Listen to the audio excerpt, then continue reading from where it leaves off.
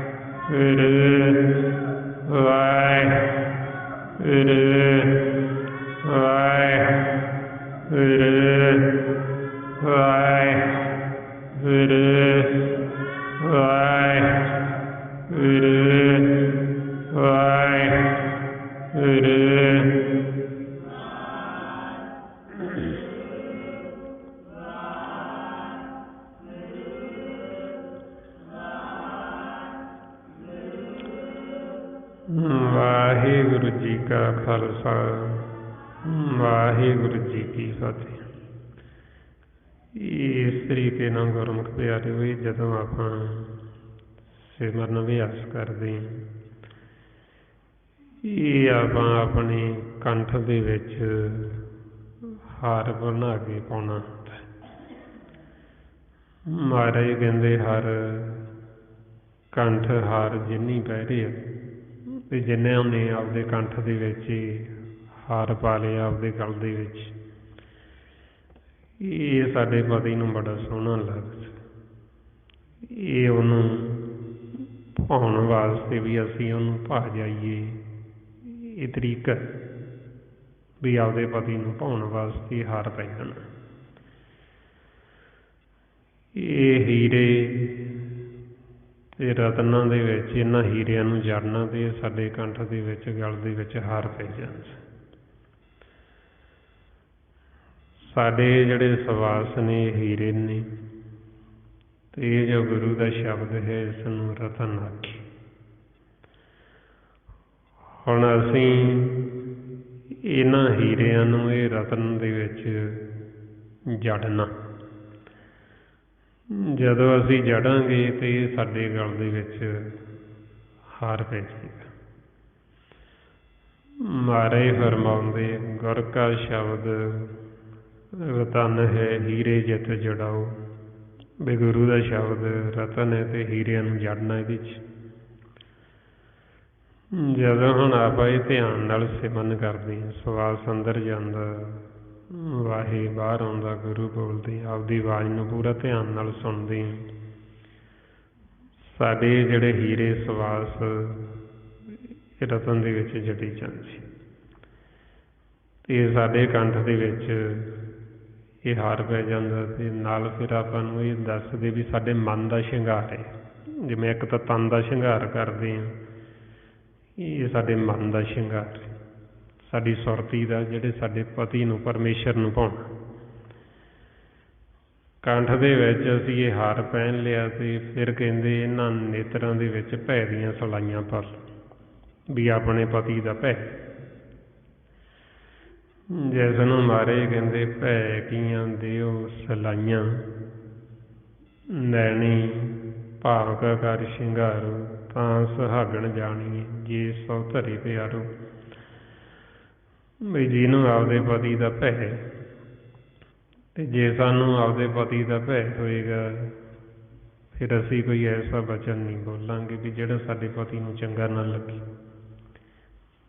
ਅਸੀਂ ਫਿੱਕਾ ਨਹੀਂ ਬੋਲਾਂਗੇ, ਕਿਸੇ ਨੂੰ ਮਾੜਾ ਨਹੀਂ ਬੋਲਾਂਗੇ, ਕਿਸੇ ਦੀ ਅਸੀਂ ਬੁਰਾਈ ਨਹੀਂ ਕਰਾਂਗੇ, ਕਿਸੇ ਦੇ ਔਗਣ ਨਹੀਂ ਫਰੋਲਾਂਗੇ, ਕਿਸੇ ਦੀ ਨਿੰਦਿਆ ਨਹੀਂ ਕਰਾਂਗੇ, ਕਿਉਂਕਿ ਅਸੀਂ ਆਪਦੇ ਨੇਤਰਾਂ 'ਚ ਭੈ ਦੀਆਂ ਸਲਾਈਆਂ ਪਾ ਲਈਆਂ। ਇੱਕ ਤਾਂ ਹੁੰਦਾ ਨਾ ਵੀ ਸੁਰਮਾ ਪਾਉਂਦੀਆਂ ਸਲਾਈਆਂ, ਇਹਦਾ ਤਨ ਦਾ ਸੁਰਮਾ, ਇਹ ਮਨ ਨੇ ਸਲਾਈਆਂ ਪਾਉਣੀਆਂ ਭੈ ਦੀਆਂ, ਵੀ ਆਪਦੇ ਪਤੀ ਦਾ ਭੈ, ਮਾਲਕ ਦਾ ਭੈ। ਜਿਵੇਂ ਮਾਤਾ ਪਿਤਾ ਹੁੰਦਾ, ਮਾਤਾ ਪਿਤਾ ਦਾ ਬੱਚਿਆਂ ਨੂੰ ਭੈ ਹੁੰਦਾ ਕਾਹਦਾ? ਅੱਖਾਂ ਦਾ। ਔਰ ਜਦੋਂ ਬੱਚੇ ਵੱਡੇ ਹੋ ਜਾਂਦੇ ਮਾਂ ਪਿਓ ਨੇ ਕੁੱਟਣਾ ਥੋੜ੍ਹੀ ਹੁੰਦਾ ਉਹਨਾਂ ਨੂੰ, ਸਿਰਫ ਅੱਖਾਂ ਦਾ ਭੈ ਹੁੰਦਾ, ਅੱਖਾਂ ਦੀ ਸ਼ਰਮ, ਲੱਜਾ। ਸੋ ਇਸੇ ਤਰ੍ਹਾਂ ਹੀ ਸਾਡਾ ਮਾਲਕ ਸਾਡੇ ਸਾਹਮਣੇ ਆ ਅਤੇ ਸਾਨੂੰ ਦੇਖ ਰਹੀ ਹੈ। ਜੇ ਅਸੀਂ ਇਹਨਾਂ ਨੇਤਰਾਂ 'ਚ ਭੈ ਦੀਆਂ ਸਲਾਈਆਂ ਪਾਈਆਂ ਹੋਣਗੀਆਂ ਅਤੇ ਸਾਨੂੰ ਆਪਦੇ ਮਾਤਾ ਪਿਤਾ ਦੀ ਸਾਨੂੰ ਲੱਜਾ ਆਏਗੀ, ਸਾਨੂੰ ਸ਼ਰਮ ਆਏਗੀ ਵੀ ਅਸੀਂ ਫਿੱਕਾ ਨਾ ਬੋਲੀਏ, ਕਿਸੇ ਨੂੰ ਮਾੜਾ ਨਾ ਬੋਲੀਏ। ਬਈ ਹੋਰ ਉਹਨੇ ਮਾਂ ਪਿਓ ਨੇ ਕੁਛ ਕਹਿਣਾ ਥੋੜ੍ਹੀ ਹੁੰਦਾ, ਉਹਨਾਂ ਨੇ ਕੋਈ ਚਪੇੜ ਥੋੜ੍ਹੀ ਮਾਰਨੀ ਹੁੰਦੀ ਜਦੋਂ ਬੱਚਾ ਵੱਡਾ ਹੋ ਜਾਂਦਾ। ਉਹ ਤਾਂ ਸਿਰਫ ਅੱਖਾਂ ਦੀ ਘੂਰ ਹੁੰਦੀ, ਵੀ ਅੱਖਾਂ ਦੀ ਸ਼ਰਮ ਹੁੰਦੀ। ਉਹ ਇਸੇ ਤਰ੍ਹਾਂ ਹੀ ਜਦੋਂ ਸਾਨੂੰ ਇਹ ਗਿਆਨ ਹੋ ਜਾਂਦਾ, ਸੋਝੀ ਹੋ ਜਾਂਦੀ, ਅਸੀਂ ਇਹਨਾਂ ਨੇਤਰਾਂ 'ਚ ਭੈ ਦੀਆਂ ਸਲਾਈਆਂ ਪਾ ਲੈਂਦੇ ਹਾਂ। ਫਿਰ ਸਾਨੂੰ ਆਪਦੇ ਪਤੀ ਦਾ, ਆਪਣੇ ਮਾਤਾ ਪਿਤਾ ਦਾ, ਫਿਰ ਸਾਡਾ ਮਨ ਜਿਹੜੀ ਸੁਰਤੀ ਹੈ ਭੈ 'ਚ ਆ ਜਾਂਦੀ, ਅਤੇ ਭੈ ਤੋਂ ਹੀ ਫਿਰ ਅੱਗੇ ਪ੍ਰੇਮ ਪੈਦਾ ਹੁੰਦਾ। ਜਦ ਤੱਕ ਸਾਨੂੰ ਭੈ ਨਹੀਂ, ਉਹਨਾਂ ਸਮਾਂ ਸਾਨੂੰ ਪ੍ਰੇਮ ਨਹੀਂ ਲੱਗੇਗਾ। ਇਸ ਲਈ ਮਹਾਰਾਜ ਕਹਿੰਦੇ ਭੈ ਬਿਨ ਪ੍ਰੇਮ ਨਾ ਉਪਜੇ, ਵੀ ਜਦ ਤੱਕ ਭੈ ਨਹੀਂ ਅਤੇ ਪ੍ਰੇਮ ਨਹੀਂ ਪੈਦਾ ਹੋਣਾ। ਜਦੋਂ ਪਹਿਲਾਂ ਭੈ ਹੈ, ਭੈ ਤੋਂ ਫਿਰ ਪ੍ਰੇਮ ਪੈਦਾ ਹੁੰਦਾ। ਜਦੋਂ ਸਾਨੂੰ ਮਾਲਕ ਦਾ ਭੈ ਹੋਏਗਾ, ਆਪਣੇ ਪਤੀ ਦਾ ਭੈ ਹੋਏਗਾ, ਅਸੀਂ ਕੋਈ ਐਸਾ ਫਿਰ ਕਰਮ ਹੀ ਨਹੀਂ ਕਰਨਾ ਵੀ ਜਿਹੜਾ ਸਾਡੇ ਪਤੀ ਨੂੰ ਚੰਗਾ ਨਾ ਲੱਗੇ। ਉਹ ਫਿਰ ਆਪਾਂ ਨੂੰ ਦੱਸ ਹੀ ਦਿੱਤਾ ਵੀ ਉਹਨੂੰ ਕੀ ਨਹੀਂ ਚੰਗਾ ਲੱਗਦਾ, ਵੀ ਇਹ ਵੈਰ ਵਿਰੋਧ, ਫਿੱਕਾ ਬੋਲਣਾ, ਕਿਸੇ ਦੇ ਔਗਣ ਫਰੋਲਣੇ, ਉਹ ਅਸੀਂ ਕਰਾਂਗੇ ਨਹੀਂ। ਸਾਡਾ ਮਨ ਭੈ 'ਚ ਰਹੇਗਾ ਅਤੇ ਫਿਰ ਭੈ ਤੋਂ ਅੱਗੇ ਪ੍ਰੇਮ ਪੈਦਾ ਹੋ ਜਾਂਦਾ, ਮਾਲਕ ਦੇ ਨਾਲ ਫਿਰ ਪਿਆਰ ਪੈ ਜਾਂਦਾ।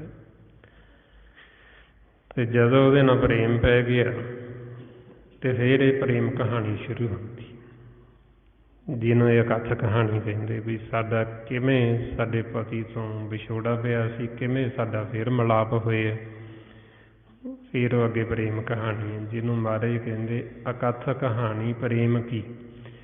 ਵੀ ਇਹ ਅਕੱਥ ਕਹਾਣੀ ਕਾਹਦੀ ਹੈ? ਪ੍ਰੇਮ ਦੀ। ਕਿਹਦੇ ਨਾਲ ਪ੍ਰੇਮ? ਮਾਲਕ ਦੇ ਨਾਲ, ਵਾਹਿਗੁਰੂ ਦੇ ਨਾਲ। ਅਤੇ ਫਿਰ ਇਹ ਸਾਡੀ ਕਹਾਣੀ ਚੱਲ ਪੈਂਦੀ ਹੈ, ਕਿਵੇਂ ਅਸੀਂ ਮਿਲਾਪ ਕੀਤਾ। ਫਿਰ ਇਹ ਸਾਰੀ ਕਹਾਣੀ ਆਪਾਂ ਦੱਸੀ ਜਾਣੀ ਅੱਗੇ, ਵੀ ਕੀ ਕੀ ਨਿਸ਼ਾਨੀਆਂ, ਕਿਵੇਂ ਫਿਰ ਸਾਰਾ ਫਿਰ ਇਹ ਪ੍ਰੇਮ ਕਹਾਣੀ ਗੁਰੂ ਸਾਹਿਬਾਨਾਂ ਨੇ, ਭਗਤਾਂ ਨੇ ਆਪਾਂ ਨੂੰ ਦੱਸੀ। ਅਤੇ ਫਿਰ ਇਹ ਪ੍ਰੇਮ ਕਹਾਣੀ ਮੁੱਕਦੀ ਹੋਈ ਨਹੀਂ, ਚਾਹੇ ਸਾਰੀ ਰਾਤ ਲੱਗੇ ਰਹੀਏ ਆਪਾਂ, ਇਹ ਮੁੱਕਣ ਵਾਲੀ ਨਹੀਂ, ਇਹ ਖਤਮ ਨਹੀਂ ਹੁੰਦੀ। ਚਾਹੇ ਆਪਾਂ ਸਾਰੀ ਉਮਰ ਲੱਗੇ ਰਹੀਏ, ਇਹਨੇ ਨਹੀਂ ਖਤਮ ਹੋਣਾ, ਇਹਨੇ ਮੁੱਕਣਾ ਹੀ ਨਹੀਂ। ਇਹ ਐਸੀ ਪ੍ਰੇਮ ਕਹਾਣੀ। ਸੋ ਇਸ ਵਾਸਤੇ ਹੁਣ ਆਪਾਂ ਕੋਸ਼ਿਸ਼ ਕਰਨੀ, ਵੱਧ ਤੋਂ ਵੱਧ ਸਿਮਰਨ ਕਰਨਾ, ਗੁਰਬਾਣੀ ਗੁਰੂ ਨੂੰ ਪੜ੍ਹ ਕੇ ਵਿਚਾਰਨਾ, ਖੋਜਣਾ, ਅਤੇ ਵੱਧ ਤੋਂ ਵੱਧ ਇਹ ਸੰਗਤ ਕਰਨੀ। ਇਹ ਜੋ ਸਾਰਾ ਭੇਦ ਆਪਾਂ ਨੂੰ ਗੁਰਬਾਣੀ ਗੁਰੂ ਦੁਆਰਾ ਦਿੱਤਾ ਮਹਾਂਪੁਰਖਾਂ ਨੇ, ਭਾਈ ਸਾਹਿਬ ਭਾਈ ਸੇਵਾ ਸਿੰਘ ਜੀ ਧਰਮਵਾਲਾ, ਉਸੇ ਗਿਆਨ ਨੂੰ ਆਪਾਂ ਰੋਜ਼ ਦ੍ਰਿੜ ਕਰਦੇ ਹਾਂ, ਤਾਂ ਕਿ ਸਾਡੇ ਹਿਰਦੇ ਵਿੱਚ ਵਸ ਜੇ, ਆਪਾਂ ਇਹ ਗੁਣਾਂ ਨੂੰ ਧਾਰਨ ਕਰ ਲਈਏ ਅਤੇ ਮਾਲਕ ਨਾਲ ਮਿਲਾਪ ਕਰ ਲਈਏ। ਸੋ ਇੰਨੀਆਂ ਬੇਨਤੀਆਂ, ਇੰਨੇ ਵਿਚਾਰ ਕਰਦਿਆਂ ਹੋਇਆਂ ਜੇ ਕੋਈ ਐਸਾ ਸ਼ਬਦ ਬੋਲਿਆ ਗਿਆ ਹੋਵੇ, ਸੰਗਤ ਅਤੇ ਸਤਿਗੁਰੂ ਬਖਸ਼ਣ ਯੋਗ ਨੇ, ਬਖਸ਼ ਲੈਣਾ ਜੀ। ਵਾਹਿਗੁਰੂ ਜੀ ਕਾ